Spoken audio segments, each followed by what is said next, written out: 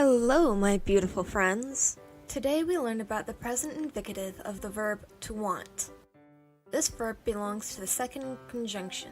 Because it's an irregular verb, the only thing you can do is to learn it by heart. Here's the conjugation. Io voglio un libro. Tu vuoi una sedia. Egli, ella vuole un giocattolo nuovo. Lui, lei vuole un giocattolo nuovo.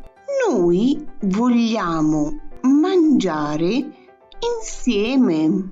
Voi volete scoprire nuove mete. Esse vogliono un suggerimento. Loro vogliono un suggerimento. Let's explore the different meanings of the verb. 1. To have the attention to achieve or get something. Voglio che tu mi dica la verità. 2. To like and dislike friendship or the presence of someone or something.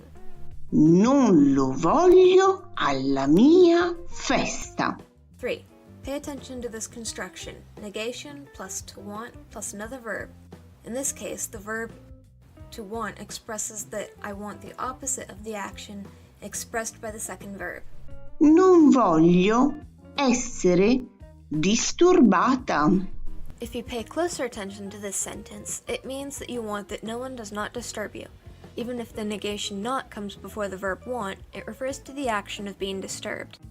There are many other meanings to this verb, but I'd say that for today we can stop here.